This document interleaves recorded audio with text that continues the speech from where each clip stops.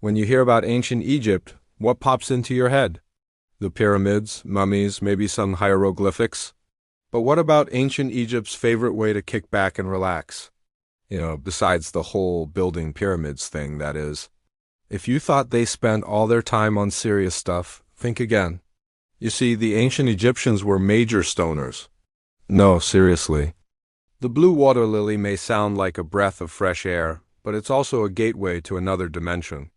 I mean, have you seen these things, Nucafrin, anyone? These two compounds are responsible for the trippy effects of these lovely lila.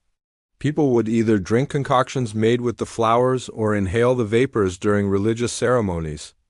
It was a common sight in tombs, with people lounging around, flowers tucked behind their ears and cups in hand.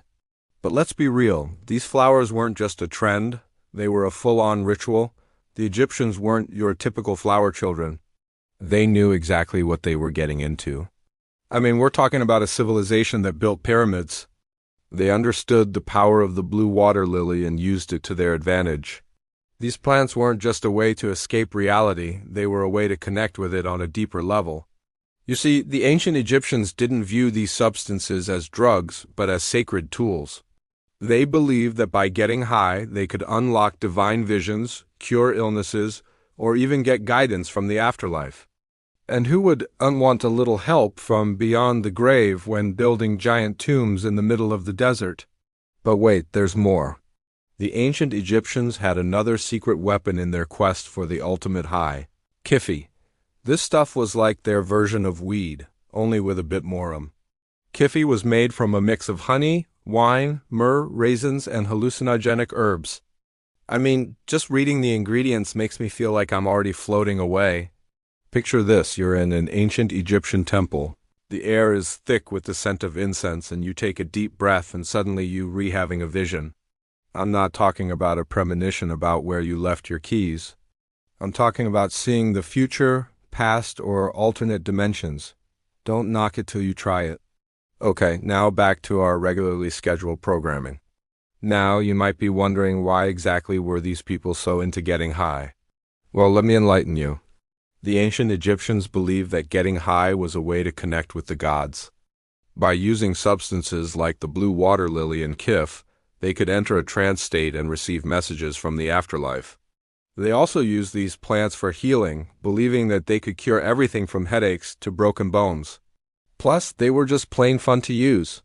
The ancient Egyptians believed that the afterlife was a place of eternal happiness, and they wanted to get a sneak peek. By using these plants, they could enter a state of euphoria and see what it was like to be dead. Talk about a buzzkill. But it wasn't all fun and games. There were risks involved. The ancient Egyptians didn't have the benefit of modern science, so they didn't always know the effects of the plants they were using. Sometimes they could be poisonous, and other times they could cause hallucinations that weren't exactly pleasant. But hey, the thrill of the unknown is part of the adventure, right? Now, before we go, let's set the record straight. The ancient Egyptians weren't druggies. They were spiritual pioneers. They saw the benefits of using plants to alter consciousness, and they embraced it. They developed a sophisticated understanding of the effects of different plants and used them responsibly. They weren't running around in loincloths, smoking weed in the streets. They were using it in religious ceremonies and healing rituals. So next time you see a blue water lily, remember the ancient Egyptians and the legacy they left behind.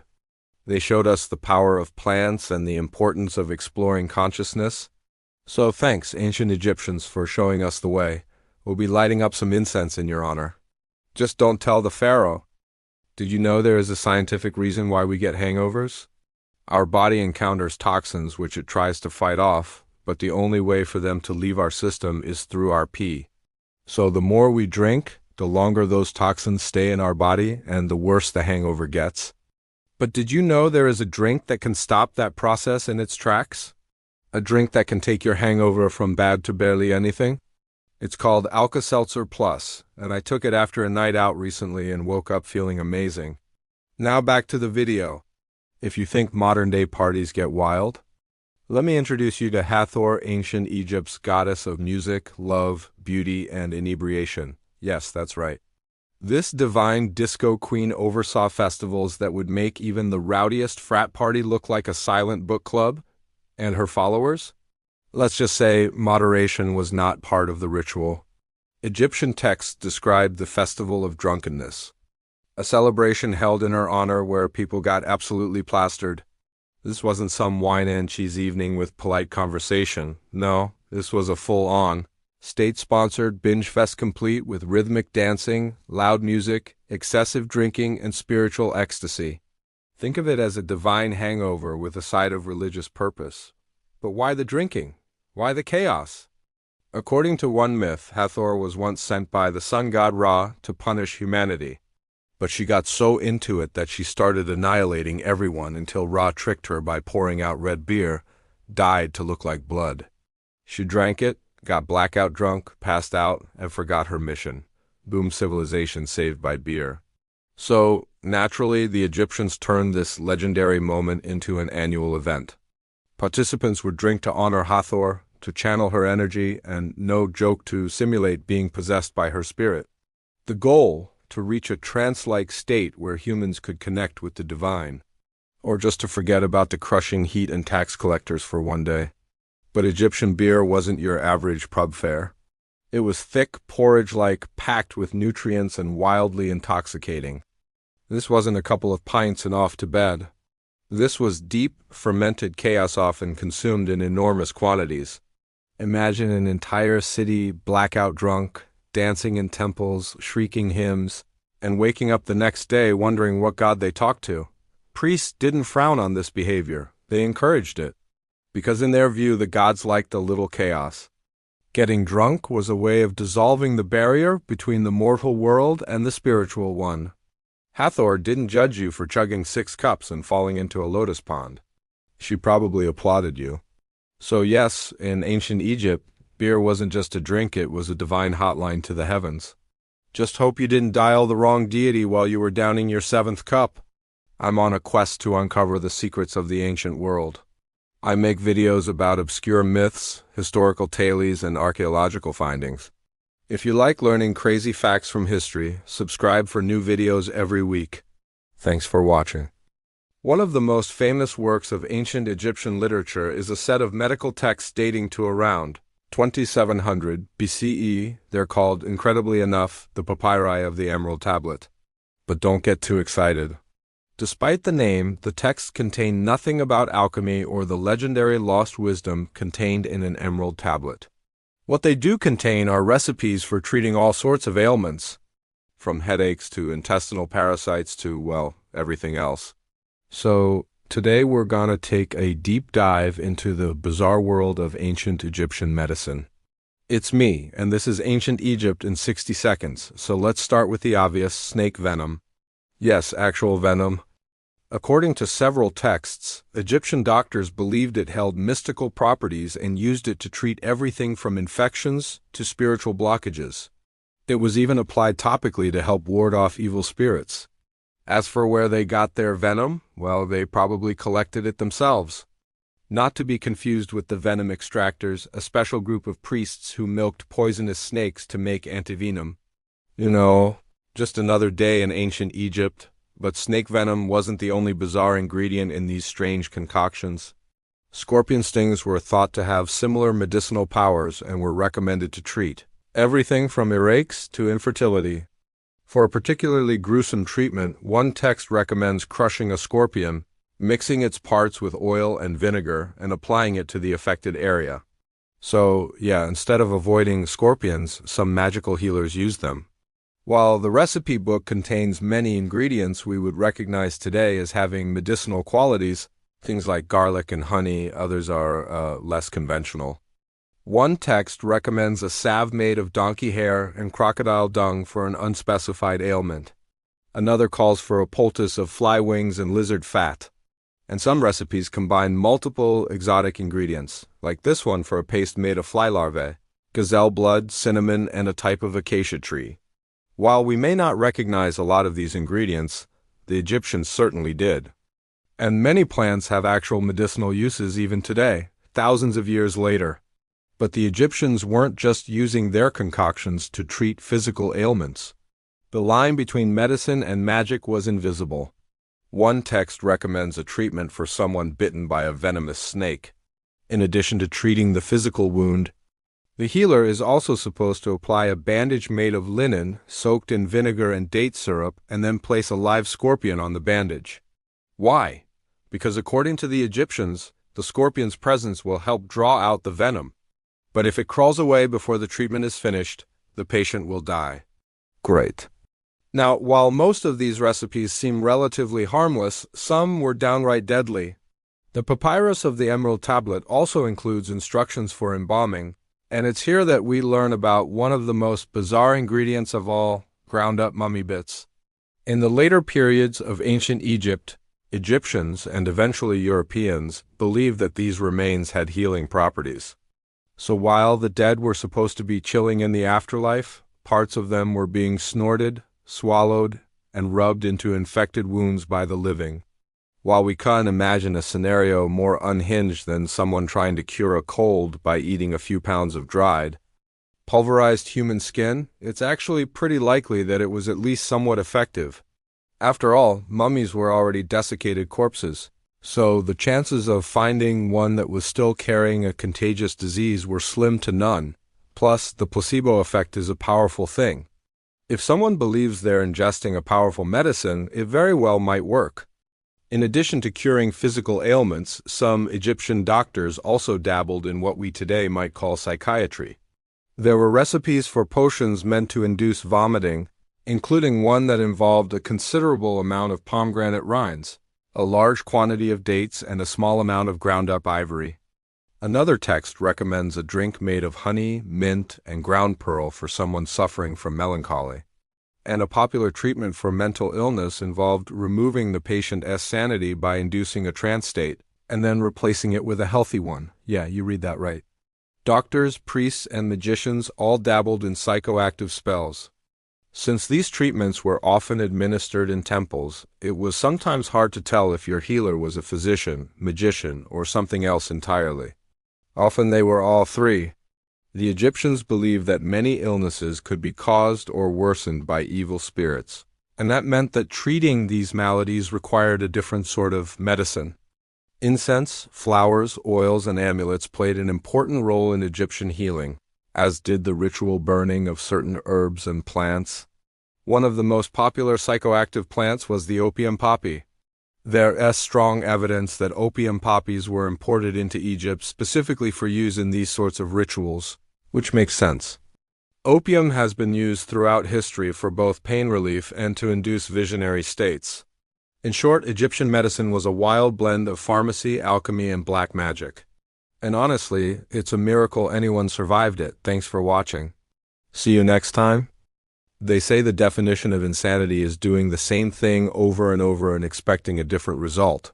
But what if you could actually change the outcome by reliving the experience beforehand? Imagine that. You're staring into the abyss, bracing for the inevitable, and suddenly you remember. You've done this before. In fact, you've done it many times, each time learning just a little more, becoming a little wiser, adjusting your approach until finally you get it right. That might sound a bit crazy, but for the ancient Egyptians, it was a regular occurrence.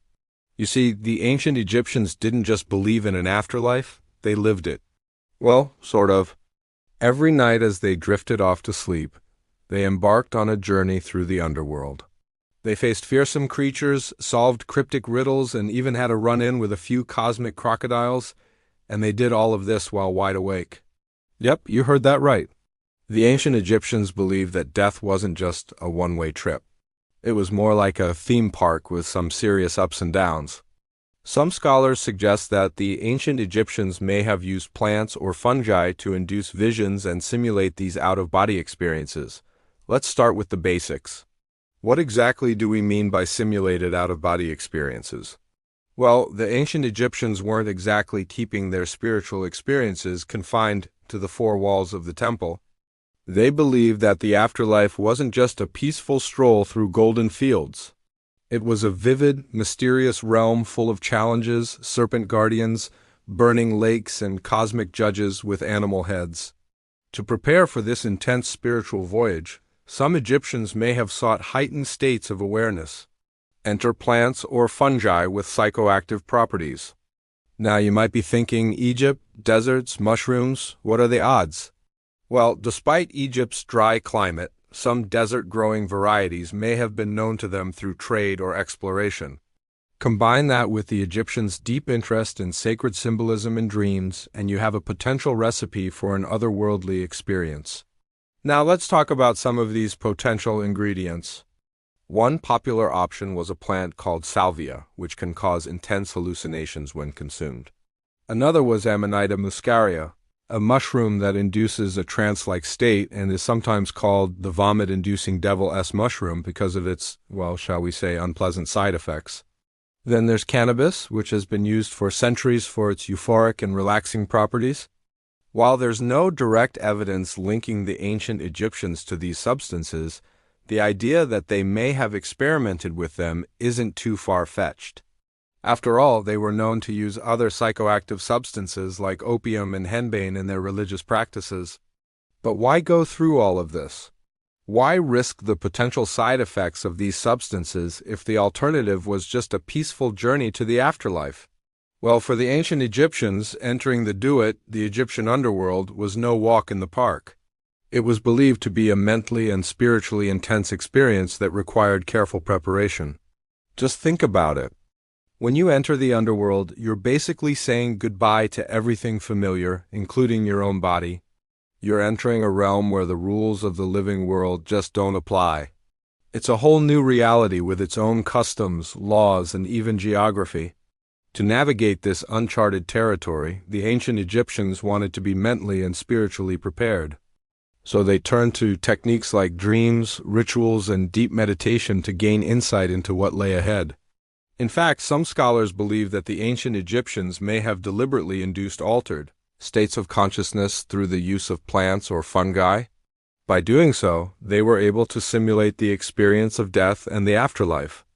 This allowed them to become more familiar with the process and better equipped to handle it when the time actually came. They were essentially conducting their own spiritual rehearsals. The ancient Egyptians weren't the only ones to do this, by the way. Many cultures throughout history have used plants and fungi in religious ceremonies and rituals. For example, the Greeks used a substance called laurel water, which was extracted from the laurel tree, while the Native Americans used a drug called peyote in their spiritual ceremonies. So the next time you find yourself preparing for a big life change or challenge, remember the ancient Egyptians. They knew a thing or two about navigating the unknown. And who knows, maybe they also knew a thing or two about the power of plants and fungi.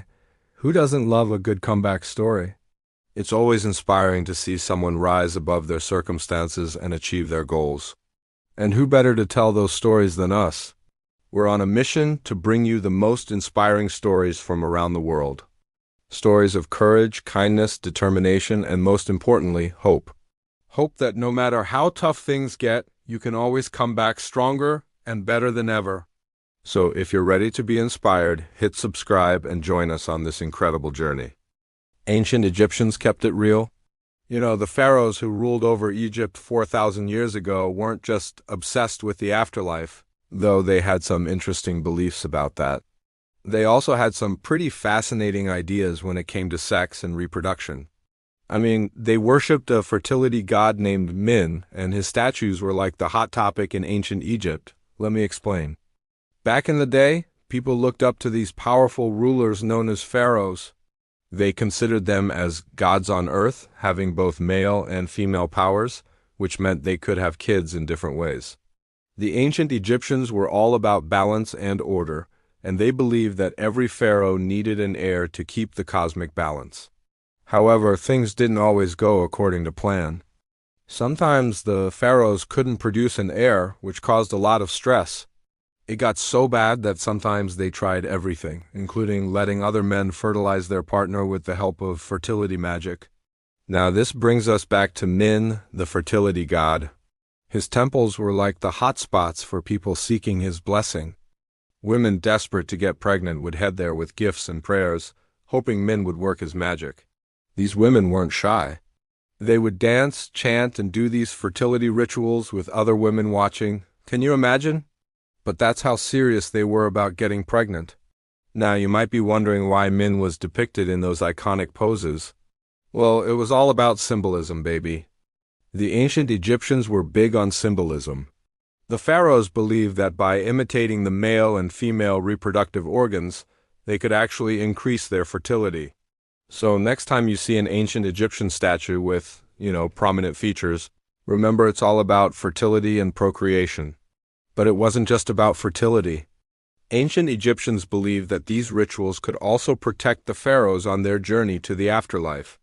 You see, they believed that if the pharaohs didn't have any heirs, they wouldn't be able to protect their kingdom after they died. So fertility magic wasn't just about having kids. It was also about ensuring the continuation of their dynasty and keeping the universe in balance. Now let's talk about another fertility symbol. Remember the pharaoh Akhenaten? He was obsessed with the sun god Aten instead of worshipping a bunch of gods. He wanted everyone to worship only Aten. He even changed his name from Amenhotep to Akhenaten, which means pleasing to Aten. But here's the twist.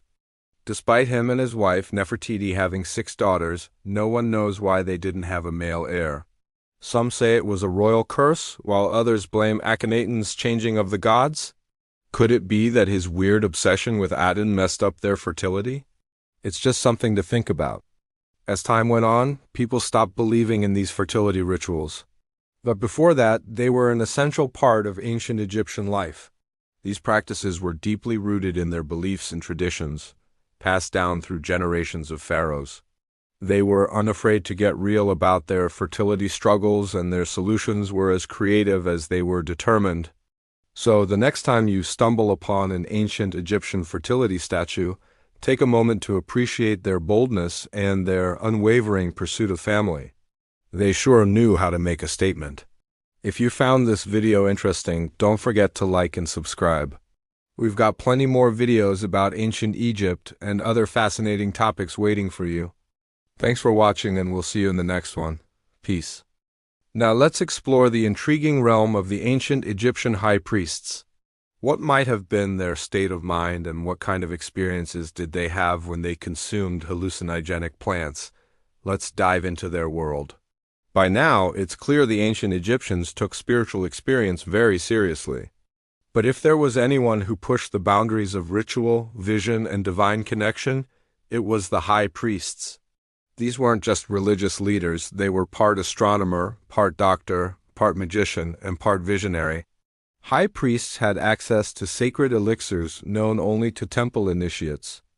These weren't casual drinks, they were potent mixtures made from exotic herbs, fermented fruits, honey, and rare resins. The recipes were closely guarded secrets, passed down through priestly ranks. Their purpose? To expand consciousness, connect with the divine, and walk between the worlds of the living and the dead. Many of these rituals took place deep within temple sanctuaries, where only the initiated could enter. The air was thick with incense, especially kifi, the famed blend of frankincense, myrrh, wine, raisins, and perhaps a few psychoactive surprises. Combined with rhythmic chanting, drums, and candlelight flickering against the walls, the effect was immersive. Some priests even used ritual sleep, lying in sacred chambers to receive visions from the gods in their dreams.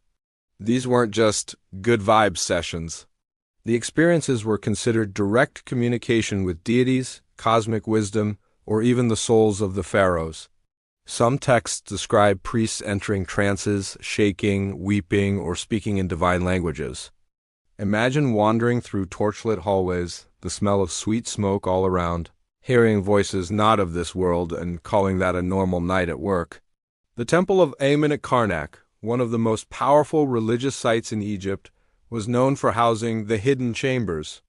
Some researchers believe these areas may have been used for deep meditative rituals or initiation ceremonies that could last days. No food, limited light, and only sacred sound for company designed to dissolve worldly identity and reawaken the initiate as something die higher. The ancient Egyptians weren't just building monuments for the dead, they were engineering pathways to other realms, guided by ritual, mystery, and possibly a few visionary substances. Whether or not they saw gods in the incense smoke or just felt deeply connected to their beliefs, one thing is clear: they weren't afraid to go deep, body, mind, and spirit, all in search of meaning beyond this world. But here's the mind-bending part. What if these experiences, these mystical journeys, weren't just figments of their imagination or side effects of plant-based brews? What if they were real, tangible connections to other dimensions, other realms of existence? Could it be that the ancient Egyptians, with their profound understanding of the cosmos and human consciousness, had discovered ways to bridge the gaps between our material world and the unseen energies that permeate the universe? Imagine standing in the shadow of the pyramids, feeling the vibrations of the earth beneath your feet, and realizing that these stones are more than just ancient relics. They are portals to the divine, resonating with the frequencies of the cosmos. Picture the high priests, not as mere religious figures, but as interdimensional travelers navigating the astral planes with the help of sacred plants and rituals. It's a concept that challenges our perception of reality and expands our understanding of the ancient world. Could it be that the Egyptians, with their advanced knowledge of astronomy and their intimate connection with the natural world, had unlocked the secrets of interdimensional travel? Did they use these sacred plants and rituals to pierce the veil between our world and the unseen realms? Or were these experiences merely symbolic, representing a deeper connection to the spiritual and natural world? As we continue to explore the mysteries of ancient Egypt, one thing becomes increasingly clear. The Egyptians were not just observers of the cosmos. They were active participants in its mysteries. They sought to understand the cycles of the stars, the rhythms of the earth, and the patterns of human consciousness. They recognized the interconnectedness of all things and lived in harmony with the natural world. So, the next time you gaze up at the night sky, remember the ancient Egyptians and their profound connection to the cosmos. Let their wisdom and reverence for the universe guide you on your own journey of discovery and enlightenment. What do you think? Were these experiences real interdimensional journeys or symbolic representations of the Egyptians' deep spiritual and cosmic knowledge? Share your thoughts below. And don't forget to subscribe for more fascinating insights into the world of ancient Egypt. Temples may have been the setting for many of the weirdest scenes in ancient Egypt, but they were also the stages for some seriously trippy acoustics. By the time you've wandered through Egypt's smoke-filled temples, smelled the kifi, and maybe hallucinated a talking crocodile god, you'd think that was the end of the weirdness. But no, sound itself was considered sacred. And to the ancient Egyptians, sound wasn't just communication, it was power. Imagine walking into a huge echoing chamber, lighting some incense, staring up at the ceiling painted with gods in the sky, and then chanting to the rhythm of the Nile. Your voice bounces off the walls as the smoke drifts up towards the vaulted ceiling. And as you chant louder, your voice seems to grow stronger, more powerful. And you can almost swear the gods are answering back. Welcome to the acoustics of ancient Egypt. Now let's talk about the power of spoken words, or what the Egyptians called hakahu, magical utterances. The Egyptians believed that speaking certain words in the correct tone could literally shape reality. Not metaphorically, literally. Priests memorized thousands of lines of spells, chants, and invocations, not to recite them politely, but to activate divine forces. Sound held immense power, the ability to influence the physical world through vibrations that resonated with the spiritual realm. It was a kind of religious technology where the tools weren't copper and quartz, but syllables and tones.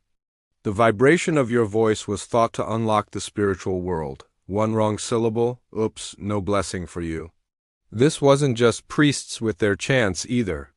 Anyone who spoke could potentially wield this power, though most people stuck to the blessings, curses, love charms, and protective incantations taught by the priests. After all, messing with the fabric of reality was serious business. Some temples, like the Temple of Hathor at Dendera, were even built with acoustic design in mind. Long rectangular rooms with flat, smooth walls created natural echoes that amplified sound. Chanting in these chambers could make the room reverberate, as if the very stones were resonating with the voice. And since the temple was dedicated to Hathor, the goddess of music, you can bet that acoustics were top-notch. No mummies in the orchestra pit, please. What's that? Oh, never mind. Just a mummy climbing onto the altar.